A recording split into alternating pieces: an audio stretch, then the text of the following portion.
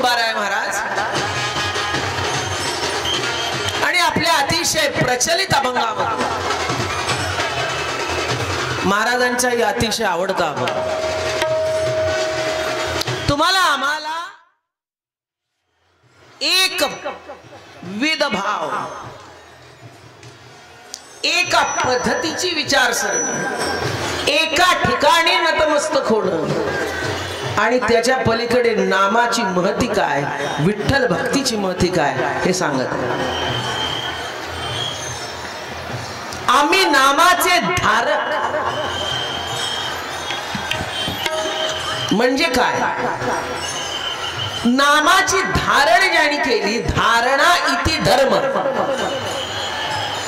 ज्याला नामाची धारणा आहे ज्याला विठ्ठलाची धारणा आहे नाम कुठलं तरी नाही विठ्ठलाची प्रमाण म्हणून राम आणि कृष्ण हे गुणकर्माची देवता आहे आणि विठ्ठल हा स्वानंद प्रतीची आहे ऐक्यानंद आहे ऐक्यानंद तो हरी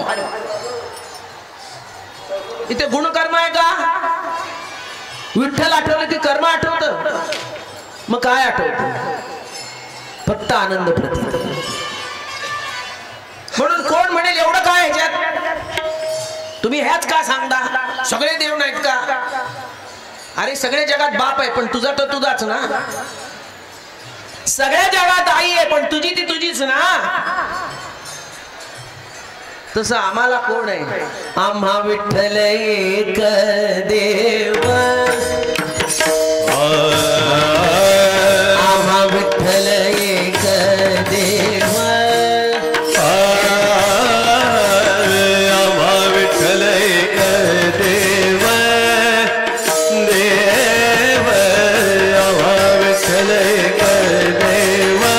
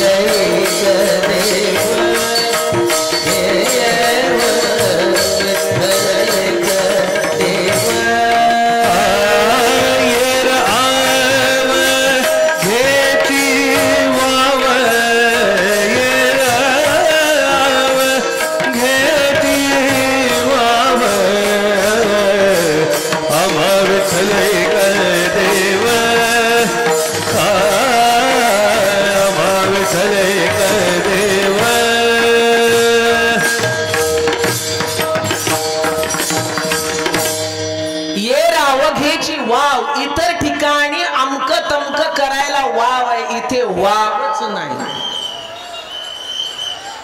तो असा आहे की तो भेटल्यावर बाकी काही आठवूच शकत नाही आणि ज्याला आठवलं त्याच्या स्वतःत काहीतरी कमतरता आहे असं समजा बळ्या माझा पंढरीराव जो या देवाचाही देव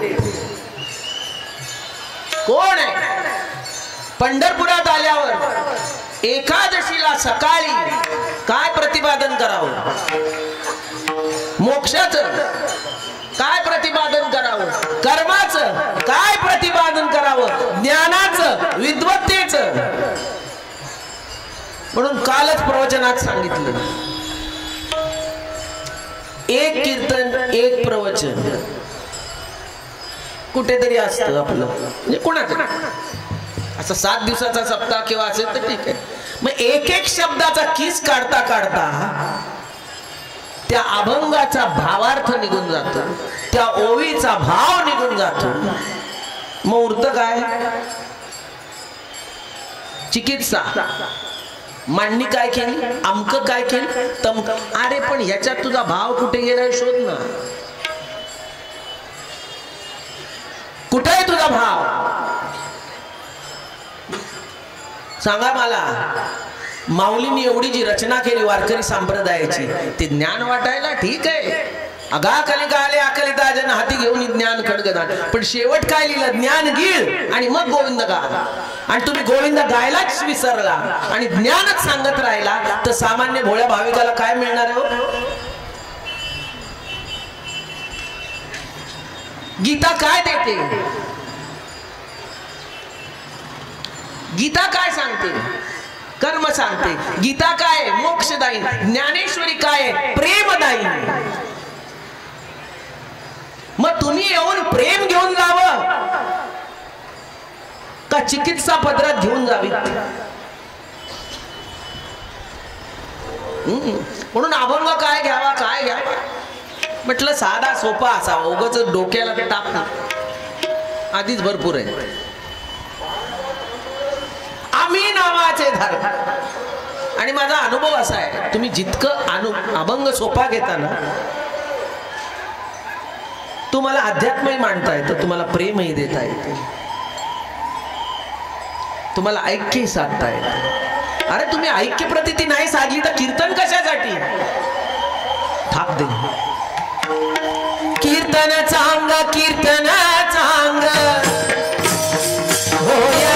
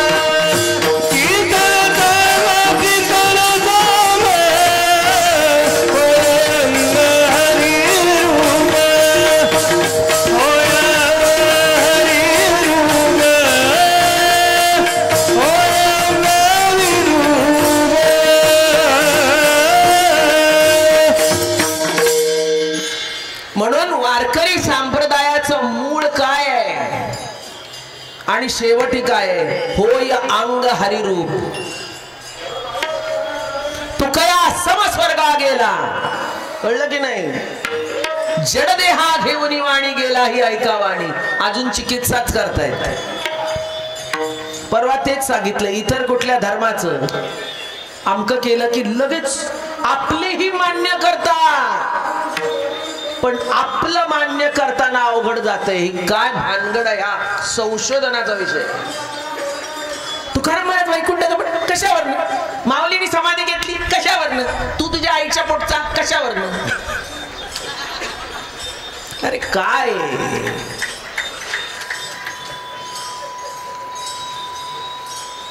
सांगा ना मला. ही काही म्हणजे पद्धत आहे. काही विश्वास जर का नसेल, सद्गुरूवर संतावर विश्वास जर का नसेल तर कोणाला सांगणार. कानात कुचुक कुचुक कुचुक सांगतात त्यांच्या. सद्गुरूवर विश्वास नाही, संतावर विश्वास नाही. कोणावर विश्वास आहे आपला. आई वडिलावर विश्वास नाही आज अजिबात. कोणावर विश्वास. युट्यूब वर जितका विश्वास आहे तितका आई वडिलावर नाही.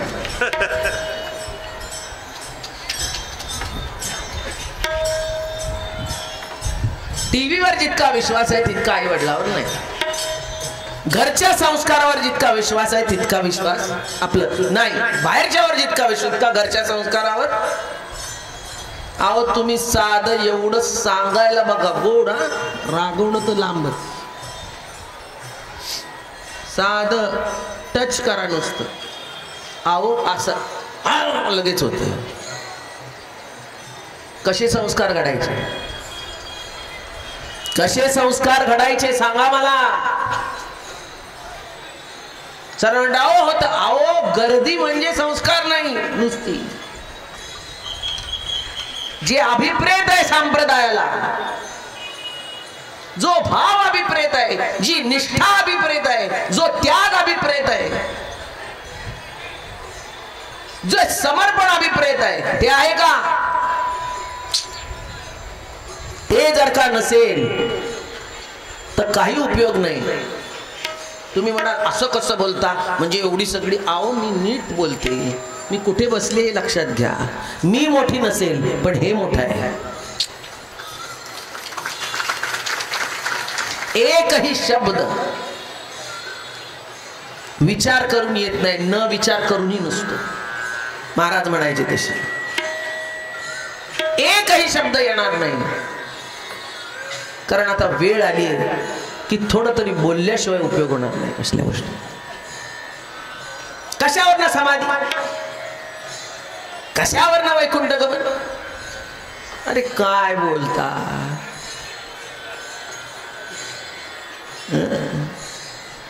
आपली क्षमता जी असते की नाही, मूल आणि बाप किंवा आजी नातवंड समुद्र किनाऱ्यावर जात. आम्ही जायचो यांना लहानपणी घेऊन चौपाटीला. तिथे बसलं की मग समोर बघायच्या बोटी दिसायच्या. आणि मग त्याच्या पलीकडे काय, संपलं, समुद्रच संपला. मग मुलांनी विचारायचं, आता ती बोट कुठे जाते, ती अशी पडते का? तुझी क्षमता बुद्धीची तेवढी आहे म्हणून बोट पडतेच.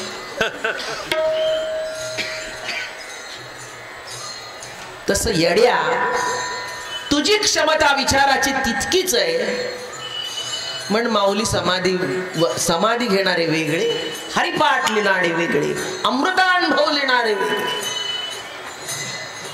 तुकाराम महाराज वेगळे. वैकुंठ गमन झालंच नाही, सगळे ताशेरे असं असं करत बोलायचं. अरे काय बोलतो.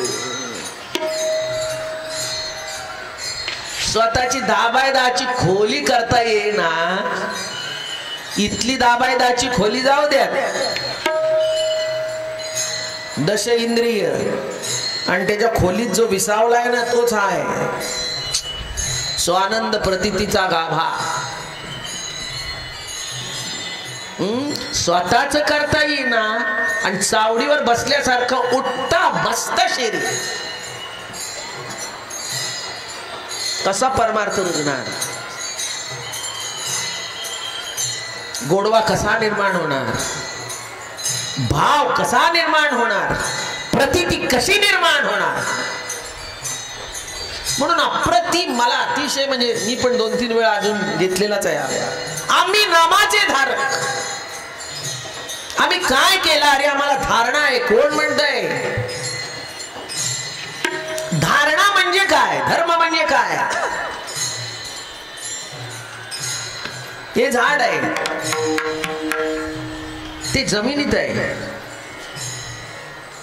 ती मुळं मातीला धरून येत नाही, बरोबर ना. पण त्या मुळाने जर का ठरवलं की माती माझं बंधन आहे, मला याच्यातून सुटायला पाहिजे, काय होईल.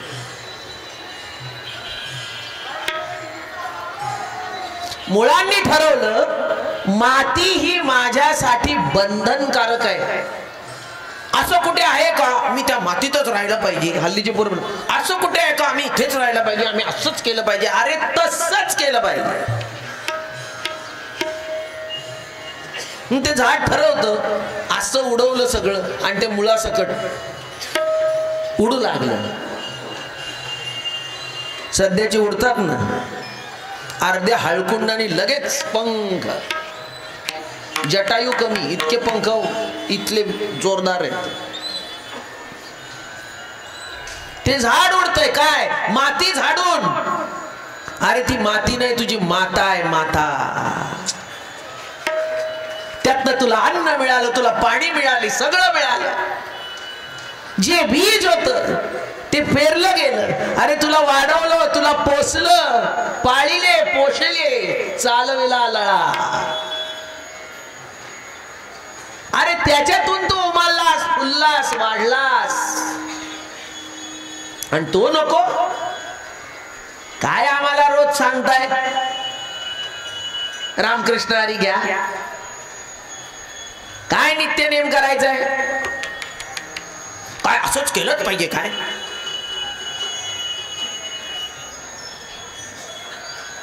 म्हणजे माणूस घाबरून, मी तरी घाबरते, अत्यंत घाबरतो. असं कुठे आहे काय, असं कुठे?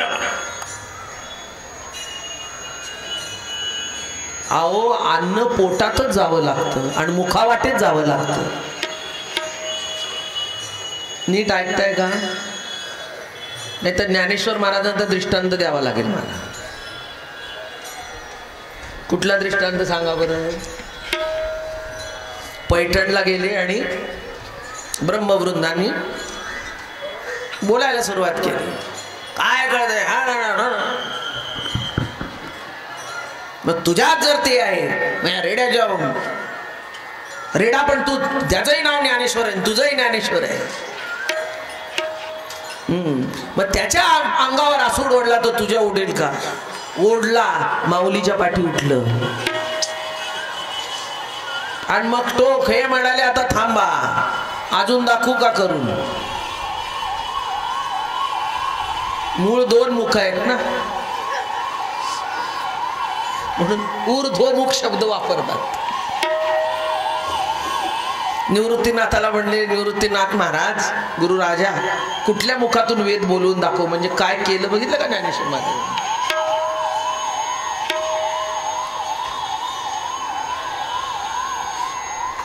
काय ताकद होती, काय क्षमता होती. अरे नाही नाही, देवच. या मुखातून बोलू का त्या मुखातून? नाही म्हणाले, याच बोलवा महाराज. तुमचा चमत्कार एवढाच वाज झाला, दुसरा पचायचा नाही. तसं जेव्हा अध्यात्म ग्रहण करायचं असतं आणि त्यातनं परमार्थाची कृती घडायची असते. स्वयंपाकाचं पुस्तक लिहिलं जातं, पण करणं ही कृती आहे. तसं करणं हा परमार्थ आहे. तो योग्य पद्धतीनेच आज जावा लागतो. जेव्हा आपण प्रश्न टाकतो, उत्तरासाठी टाकावं, हट्टवादीपणाने टाकू नये. चिकित्सा म्हणून टाकू नये, शिकायचं म्हणून टाकावं. असं कसं करायचं, हे केलं की हे होतं का? बाबा असं करू का? मग असं का करता तो मला सांगा. हा मग हे असं असतं ना, ह्याला काय करायला? अरे म्हणजे अंगावरच यायचं. आता जो अंगावर येतो तो शिकणार कधी?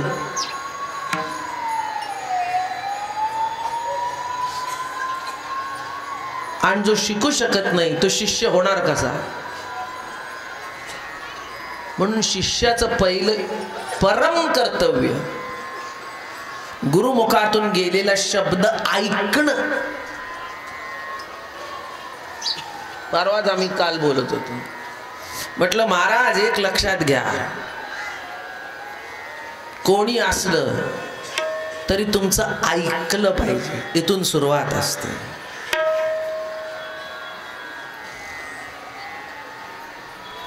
जो ऐकतो तो संस्कारित होऊ शकतो. जो ऐकत नाही, प्रत्येक गोष्टीला वाकडं दाखवतो, तो काहीच करू शकत नाही. ना परंपरा चालू शकेल, ना समाज चालू शकेल, ना काही चालू शकेल.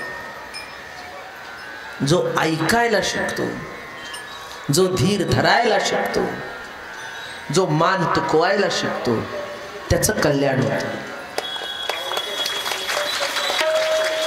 जो गुरुचीच लक्तर काढतो मिनिटा मिनिटाला, तो काय करणार आहे? त्यालाच येडं काढतो, तो काय करणार आहे? म्हणून लक्षात घ्या, आम्ही नामाचे धारक.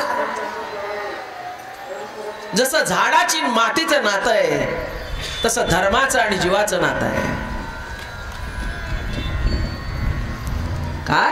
जसं झाडाचं आणि मातीचं नातं आहे तसं धर्माचं आणि जीवाचं नातं आहे. जसं माशाचं आणि पाण्याचं नातं आहे तसं धर्माचं आणि जीवाचं नातं आहे. माशाला काढा ना बाहेर पाण्याच्या. तसं ज्यांना कुणाला कोणी का असे ना ते माझ्या सकट बंधन मान्य नसेल त्यांनी परत जनावराची वाट धरली समजा. आज नाही पुढच्या पिढ्या तिकडेच जाणार आहेत. आता फोटो बघा पाश्चात्य देशाचे म्हणजे तुम्हाला कळेल. असे एकमेकाच्या अंगावर पडलेले आहेत, शुद्ध नाही. काय बरोबर ना? हजारो काय गरीब होते ते. गरिबी होती म्हणून असे पडले का? अहो ऍडिक्ट झाले, ड्रग, पैसा, घरदार विकून शंक करत फिरतायत. म्हणून ज्याला धर्म मान्य नाही, ज्याला ऐकणं मान्य नाही, अवघड होत.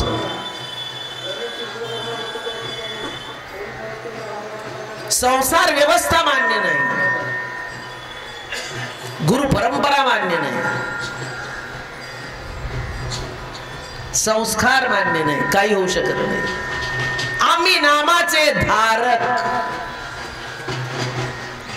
केलं. काय केलं? ज्ञानाची धारणा नाही, नामाची धारणा.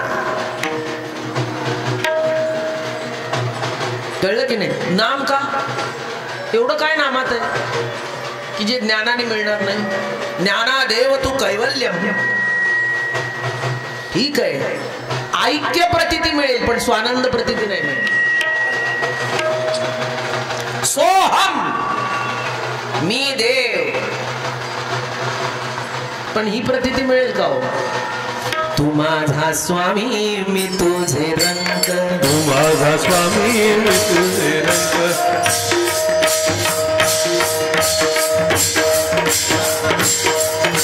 तू माझा स्वामी मी तुझे रंग, तू माझा स्वामी मी तुझे रंग, तू माझा स्वामी मी तुझे रंग, तू माझा स्वामी मी तुझे रंग.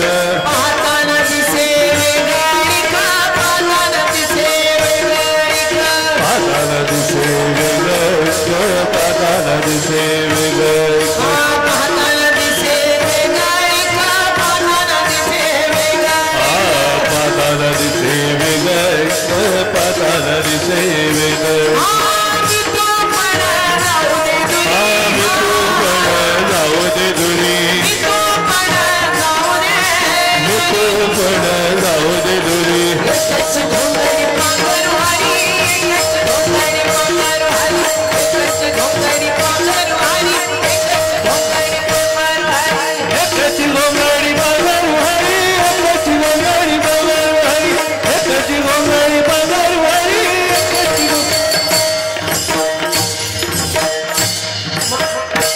म्हणून ज्ञानादेव कैवल्यम त्यांनी हे लिहिलंय. मग एवढं कैवल्य घातल्यावर हे काय गरज आहे? कैवल्य ही चढावा करीती विषय सेवा, झाला भृत भृज कालवा भक्ताची घरी. कैवल्य ही चढावा करीती विषय सेवा, असे दिसतील वर्तन दिसती देही परिते देही ना माझ्या. करीती विषय सेवा, झाला भृत भृज कालोवा भक्ताची घरी. हा, कैवल्याला मात केली. कळी काळावरी कैवल्यावर सगळ्यावर घातली कास, सगळ्या वरकड गेले.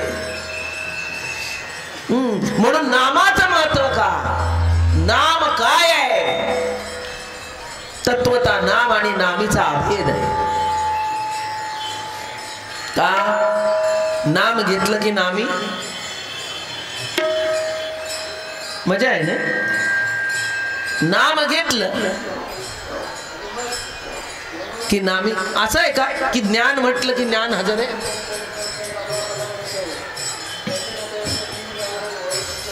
ज्ञान शब्द उच्चारला की ज्ञान उदयाला पावतं का हृदयात तुमच्या? कर्म म्हटलं की कर्म होतं का? अहो पण नाम घेतल्या घेतल्या नामी येतो. आम्ही अगदी जुना दृष्टांत आहे, मला खूपच आवडतो, इतका आवडतो, इतका आवडतो. मोबाईल नव्हते तेव्हा आणि एकुलता एक मुलगा फॉरेनला पाठवतो शिकायला, आई वडील. आणि पूर्वीच्या काळी, आता जवळजवळ 10 वर्षाच्या पर्यंत, 10-15 वर्षापर्यंत आमचे नातलग आहेत ना, 15 दिवस बरोबर लागायचं पत्र यायला. मग त्यांनी तिथून कसं तरी मेसेज करायचा की 15 दिवसापूर्वी लिहिले बरं का, केव्हा तरी फोन करून. एकच 15 दिवस लागायचे फोन यायला, पत्र यायला, सविस्तर सगळं. मग तो मुलगा जातो आणि दिवाळी असते.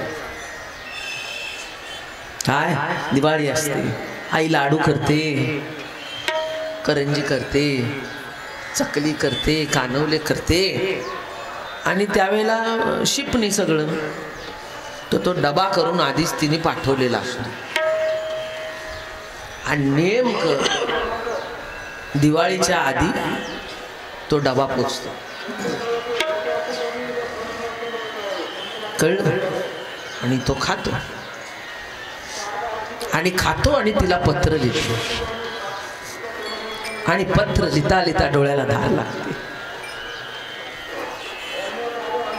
आई, तू दिलेला लाडू खाल्ला, तू दिलेला कानवला खाल्ला, पण तू दिसत नाहीस. पण तुझ्या प्रत्येक घासातून मी तुझं प्रेम उपभोगतोय. आणि लिहिता लिहिता काय व्हावं, शाईची पेन. मग एक अश्रूचा थेंब तुझ्या आठव या शब्दावर वर पडतो. आणि ते पत्र सील होऊन 15 दिवसांनी त्या आईकडे येतं. ती आई उघडून बघते आणि थाय थाय रडते. आता मला सांगा, प्रत्यक्ष आई नसती तरी प्रत्यक्ष आई तिथे भेटली नाही का? आई नसून होती, आई नसली तरी प्रत्यक्ष आईचा भोग त्या मुलानी, अजून विरा अवस्था, ही सर्व पराकोटीची अवस्था त्या मुलांनी भोगली. पूर्वराग, मिलन आणि विरह. त्या मुलांनी काय भोगलं? विराची अवस्था भोगली, बरोबर ना? त्या आईने काय भोगलं? विरा अवस्था भोगली. सांगा, किती अध्यात्म ज्ञान असेल अशी अवस्था भोगू शकतो का?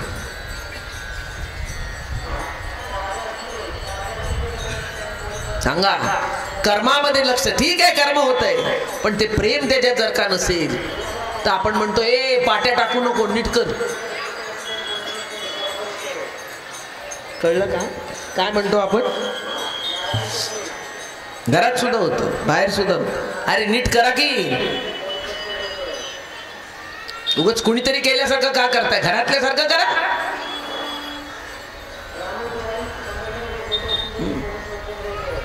स्वयंपाक करताना म्हणा,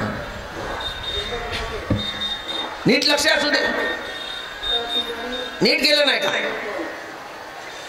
कारण ते कर्म नाही, अन्न हे पूर्ण ब्रह्म आहे. ते घरातल्याने केलं, घरातल्याची नजर असली की ते अंगी लागतं, मुलाची वाढ होते. म्हणून आमच्यावर दटावणी असते, तुझं लक्ष नाही आहे, तू कुठे लक्ष देतेस? अरे म्हटलं आता मला कंटाळा आला, काहीतरी विशेष सांगितलं तर मी करीन. हा हेच तू बोलतेस म्हणून ते तसं होत नाही. आता काय बोला, तुझं लक्ष नाही. हा भाव आहे. आलेलं पुढं खाल्लं वाईट आहे असं नाही, पण तसं महाराज सांगायचे काय, हा वाईट आहे अजिबात नाही. काय रे कसं झाले? हा छान झाले, म्हणजे मी पण असं काही सतत काही नाही, पण त्याला ते तसंच लागतं. मग तसं नाही झालेलं ना. पण भावन ये डोंगा काय फुलला शिवरिलिया रंगा फुलला शिवरिलिया रंगा चोखा डोंगा परी भावन ये डोंगा चोखा डोंगा परी भावन ये डोंगा काय फुललाची वरिलिया रंगा काय फुललाची वरिलिया रंगा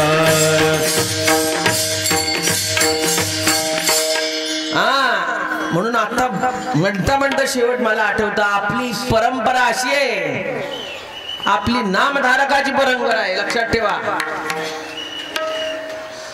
सातारकर परंपरेचा उगम काय आहे नामधारक सद्गुरु दादा महाराजांनी काय केलं ज्ञान केलं पहिलं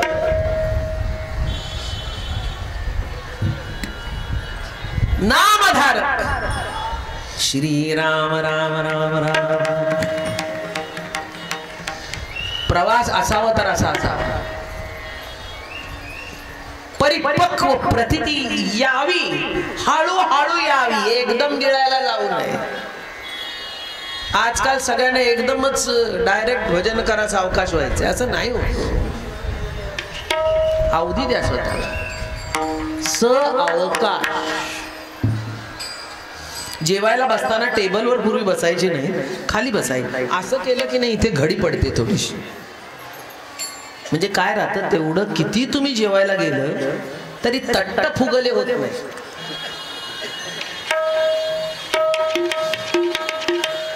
तुम्हाला असं व्हावं म्हणजे तो अवकाश अजून शिल्लक आणि तो असावाच लागतो तुम्ही म्हणाल कशाला असावा लागतो आम्ही पोट भर जेवलं तर भरलं तर चक्की कशी चालेल तुझी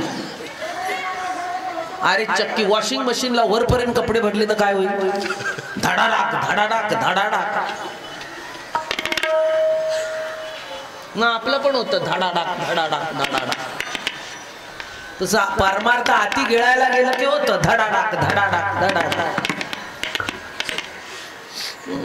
मग इकडे इकडे आपटते ती वॉशिंग मशीन धडाम धडाम धडाम मग आम्ही म्हणतो काय अरे ते कपडे नीट टाकले नाही गेलेले हा जास्त झाले तसं तुम्ही परमार्थात जर का एकदा या किनाऱ्यावर एकदा या किनाऱ्यावर एकदा या किनाऱ्यावर एकदा या किनाऱ्यावर हा पड चांगला का हे चांगलं का हे महाराज चांगले का त्याच्या दारात गेला धाडाडाक धाडाडाक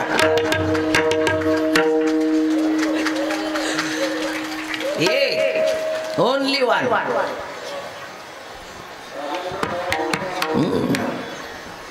दादा महाराजांचा प्रवास इतका म्हणजे परवाच मी रघुनाथ महाराज आम्ही रोज बोलतो हल्ली दादा महाराजांच्या बद्दल आम्ही सांगत बसतो म्हटलं काय प्रवास आहे भयानक काहीतरी आलं की कोण रिसर्च म्हणजे कोण असावे दादा महाराज पूर्वजन्मी हे खरंच जरंडेश्वर मारुतरायाचा अवतार बरोबर आहे त्याशिवाय असं होऊ शकत रामनामाने सुरुवात राम नामाने सुरुवात झाली काय तपश्चर्या करावी एवढूस बाळ 13 वर्षाचं 12 वर्षाचं शेंडीला दोरी लावून तपश्चर्या करावी राम नामाची रात्री तपश्चर्या सुरू करावी 12 वाजता आणि पहाटे 5 पर्यंत रामनाम घ्यावं शेंडीला दोरी बांधून का तर पेंग येऊन येऊ मोठे साधक नव्हते कोणीतरी पण आपल्याकडे काय माहितीये ज्ञानाला जितकी महती दिली जाते तितकी भावाला अजून दिली जात नाही हे केव्हा कळणार आहे हेच मला कळत नाही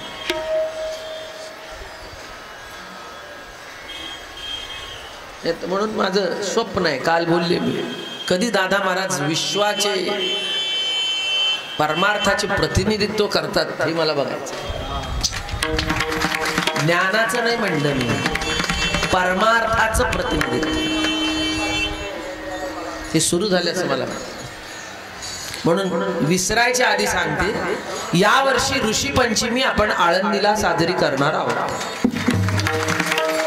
एकच दिवस, कारण वर्ष समाप्ती त्या दिवशी आहे दादा महाराजांची. ऋषी पंचमी टू ऋषी पंचमी. आता सप्ताह त्यांच्या नावाने आपण केला, माघ शुद्ध दशमीचा त्यांच्या गुरु म्हणून, सद्गुरु म्हणून तो सप्ताह केला. पण आळंदीला त्यांची समाधी जिथे आहे तिथे एक दिवसाचा का असे ना मोठा कार्यक्रम आपण आयोजित करणार आहोत. मी विसरीन म्हणून आत्ताच सांगून टाकला. ऋषी पंचमीला सद्गुरु दादा महाराजांच्या समाधी पुढे एक दिवसाचा टोलेजंग कार्यक्रम आपण करणार आहोत. काय माझ्याकडनं लोकांच्या खूप भयानक अपेक्षा आहे. म्हणजे किती किती मी पुऱ्या कर आणि काय नाही करणार विशेष काय तुम्ही म्हणाले एवढं कॉन्फिडन्सली. अरे आहेच आहे ना कॉन्फिडन्स. इथे व्यवहार उभा करायचा त्याला काय करायचं, प्रतिती उभी करा मग सांगा मला काय सांगताय. परीक्षा वरवरच्या फोलकटाला करत बसलाय. कण सांडवणी उपडीला कोंडा जायचा. काल बारीकशी गोष्ट होती, तो रथ आमचा जरा खराब झाला. तर मग कोणतरी म्हटलं महाराज हे तुमचं, म्हटलं बाळा बरोबर मला नाही ती माहिती, पुढच्या वर्षी करून घेऊ. नाही आपल्याला कोणी असं म्हणू नये महाराज गेले आणि असं म्हटलं. तू असं का म्हणतो, तुझ्या पुढे मी म्हटलं मी शब्द देते, होतं ना त्याच्यापेक्षा चांगलं करून ठेवी. अरे मला दुसरं काम काय आहे, माझं थोडंच आहे. आणि तसं बघायला गेलं तर माझंच सगळं माझं काय बोलणार तुमचं. आणि तसं बघायला तर काहीच माझं नाही.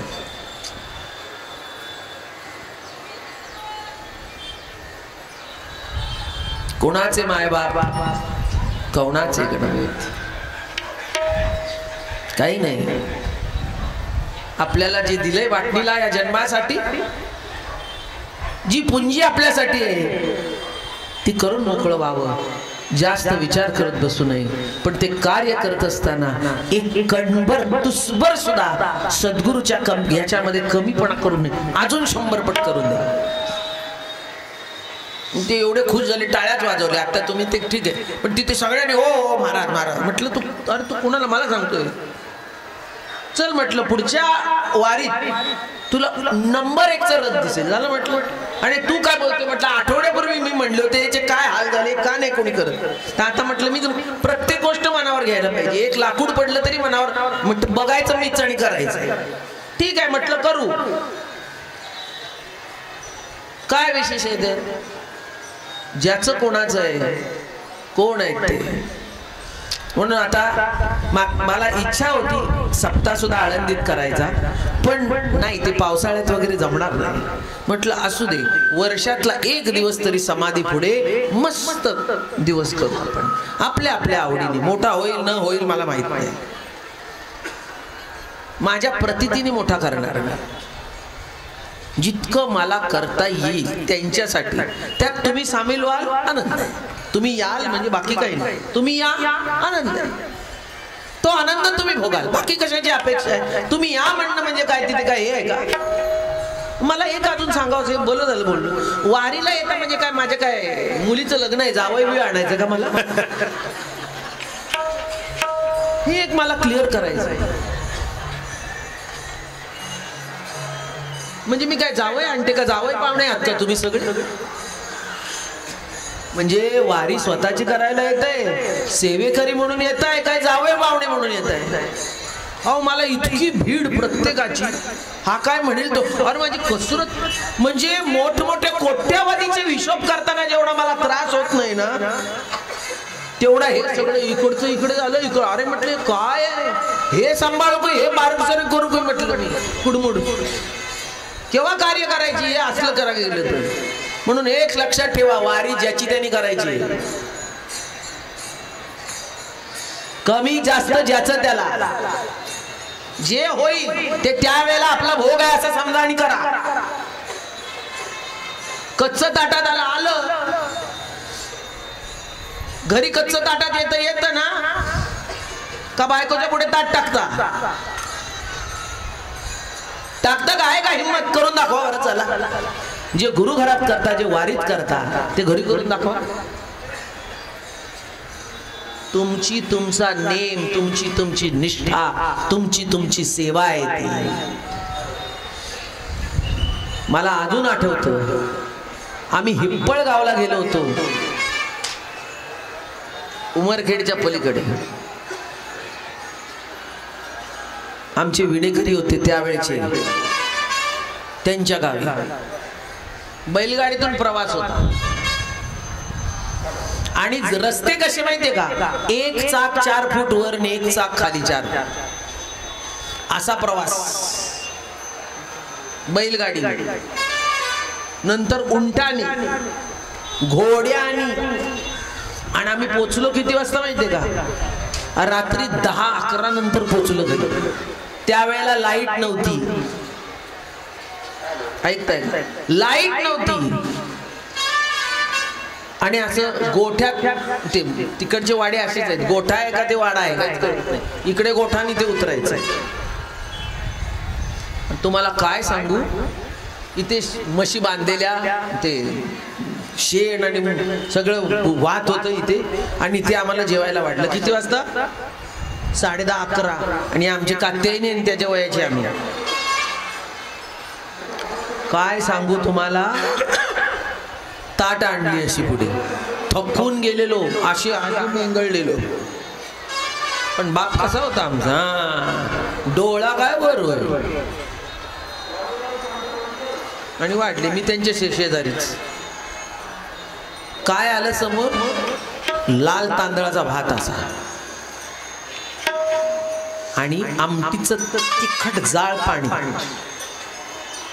आणि तुम्हाला सांगू, असं बघितलं त्यांनी, माझ्याकडे असं बघितलं, माझी नजर खाली गेली. आणि असा तोंडात घास घातला. आणि काय झालं, जी गार लागली,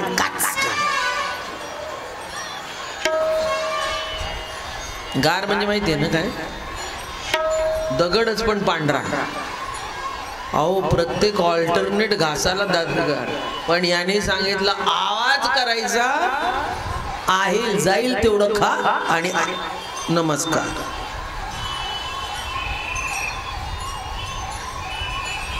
तसा जीवनात असे घास येतात, काय करणार, करावे लागतात, गिळणं आणि पुढे जाणं.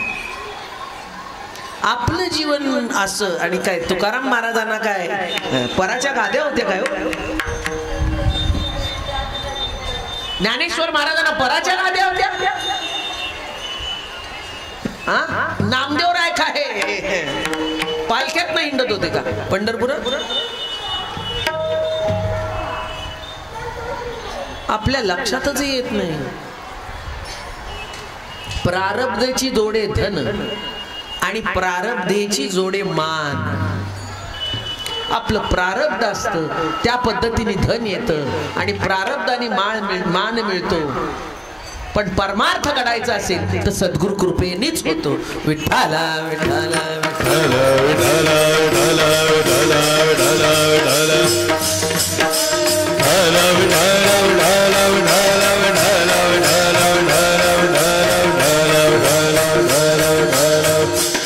आम्ही नामाचे धारक, नेणो प्रकार आणि दुसरं कुठलाही प्रकार नको ना, हेच मूळ आहे.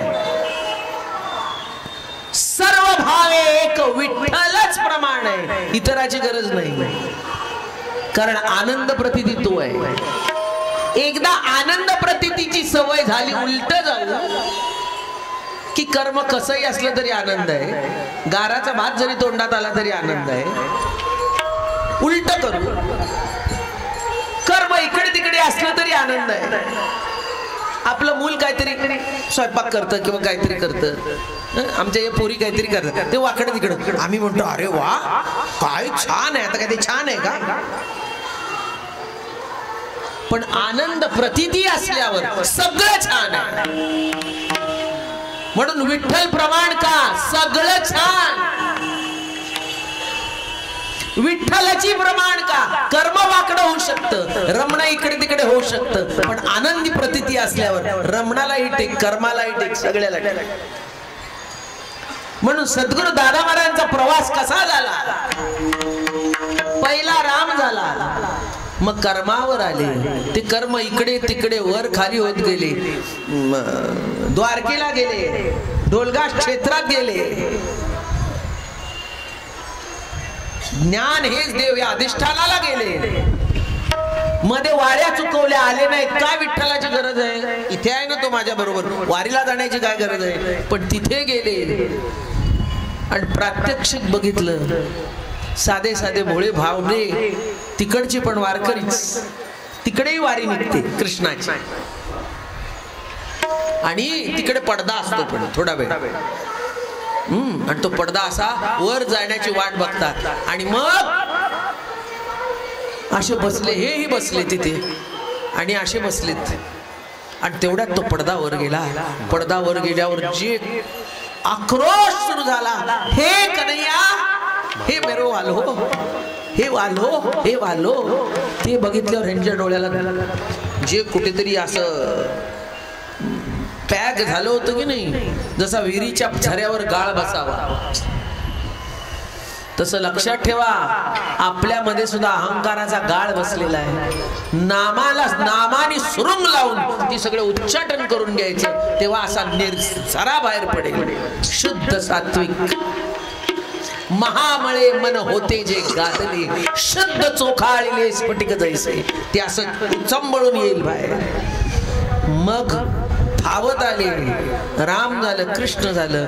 आणि एकदा इथे आले की नाही, तो मज भावा, तो मज भावा, तो मज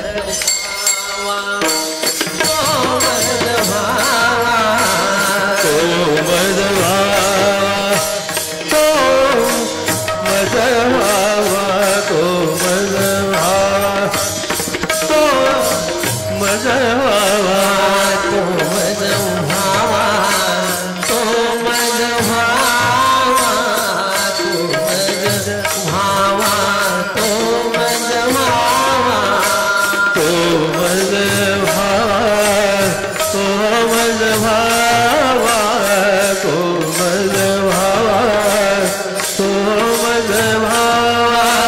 मेरो मेरा भावा,